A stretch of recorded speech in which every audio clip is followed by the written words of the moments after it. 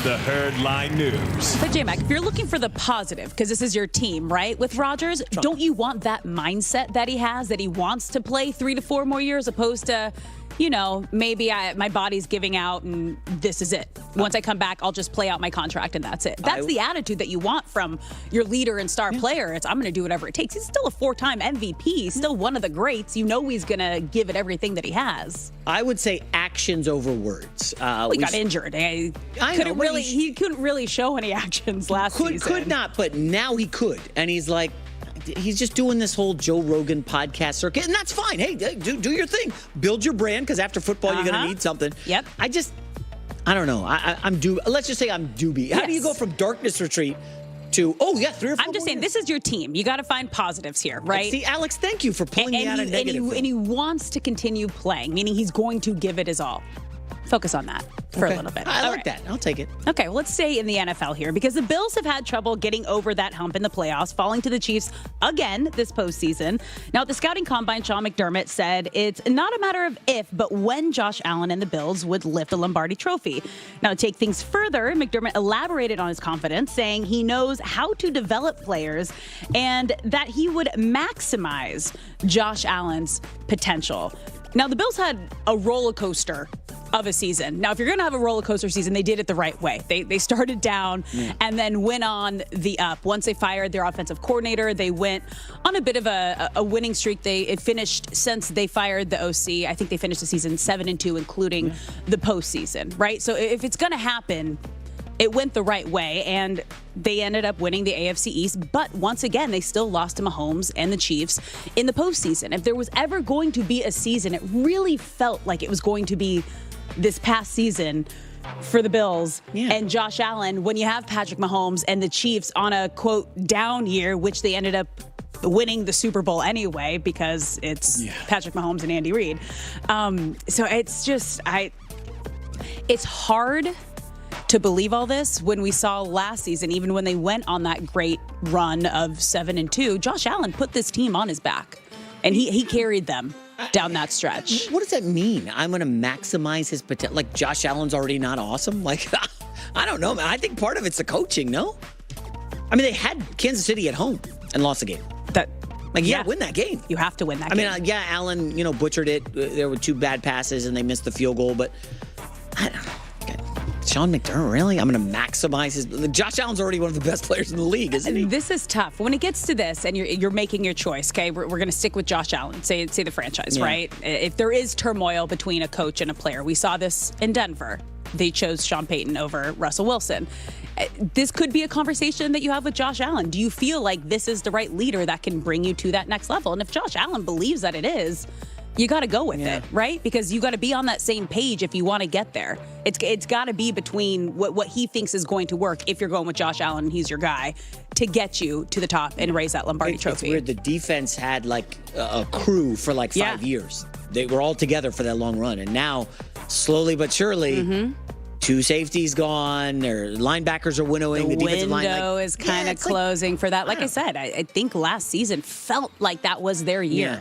That was your best shot, with the Chiefs, who still won it all, having a down season, which is crazy. All right, now to the NFC North. Justin Fields will surely be traded this offseason, with the Bears expected to draft Caleb Williams with the first overall pick. And the Vikings may also be looking for a new quarterback, with Kirk Cousins entering free agency. With the uncertainty, oddmakers have made Fields the favorite to start week 1 for Minnesota at plus 300. Now, this is interesting, because that would mean it'd be a big trade within the division. I still think Kirk Cousins is going to end up back in Minnesota. But who's at number 2? Is that Trey Lance? That's Trey Lance. This is to start week 1 for the Vikings, if you're listening and not watching. I thought Trey Lance was on Dallas. He is. They're maybe anticipating Dallas shipping Trey some Lance? sort of trade. I mean, the Vikings got to do something. They got to get a quarterback, right? I still think Kirk Cousins, they're going to make an offer for Kirk Cousins, still coming off of his injury. He's done great things with the new leadership there once he was there and when he was healthy. Can he get them to the top? I don't know. Interesting that you said Cousins. They don't even have him listed there. They don't even have him on there. Well, what's Vegas trying to say? I can't imagine that they know something here. But I feel like Kirk Cousins is kind of, with everything happening in free agency and trades and whatnot, Kirk Cousins is going to be that kind of first domino effect. Wherever he goes, I think then we'll start to see, like, how big is the market really for Justin Fields? Because, you're saying this, but nothing's really happened yet. They have the first overall pick. We know that they're going to go get another quarterback. There's so much young talent in this draft class.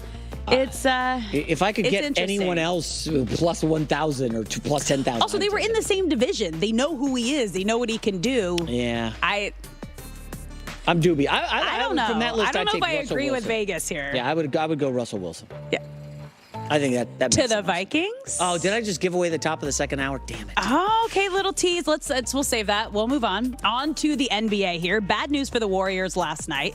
Not only did they drop a tight game to the Bulls, but Steph Curry twisted his ankle late in the fourth quarter and limped to the locker room. Steph was unable to return, and his status is currently unknown. Teammates are bracing for him to miss time, but the final diagnosis has yet to be revealed. Now, this would be absolutely devastating for the Warriors. He's obviously the heart and soul of their team. He is their lead scorer.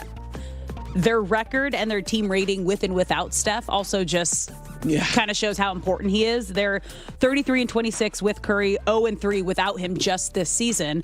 And then the team's net rating with Curry is plus 2.0, without Curry is minus 11.1. So he is the difference maker, not only on the court with what he does, but just emotionally for this team. He brings everybody together. He makes things happen. I haven't looked at their schedule, but you got to figure to shut him down for at least a week, and they still should be fine with the placement in the West. I think the Jazz are the 11th, and they're not going to, barring the Warriors lose 10 straight, Jazz are not catching them.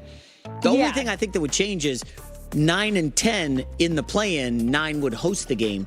So if they're currently at 9. They're 9. Lakers should pass them if Curry misses a week. They should, because they're, a game behind them. Lakers' schedule is so tough. It is tough. Tonight? Like, is it Bucks? Who do they have tonight? I mean, they got a rough schedule. I think it might be Bucks tonight. I mean, it looking like Warriors-Lakers in the play-in. That's what it's looking like in the play-in tournament. That we would lose LeBron or Curry. Two of the biggest names that you want to see playing throughout the postseason. Yeah. And the NBA needs those guys. They do. So let's just all hope for everybody that Curry's going to be okay. Chef Curry. Oh, Alex with the news. Is that it? Yeah, that's it. Okay. So, I'll keep smiling at you. Yeah. Alex with the news. Well, that's the news. And thanks for stopping by. When your business reaches a certain scale, challenges begin to surface. You deserve a tailored solution, and that's NetSuite. Learn more when you download NetSuite's popular KPI checklist absolutely free at netsuite.com/herd. That's netsuite.com/herd. Diana Rossini, who broke that story on Russell Wilson in Pittsburgh, she's coming up here in about 20 minutes. Let's go to Aaron Rodgers for a moment. Yes, I'm finally saying his name again. Just so disgusted with some of the stuff that guy's done to the New York Jets. Not that he's ruined them. I mean, he's trying to fix them. It's a terrible franchise right now.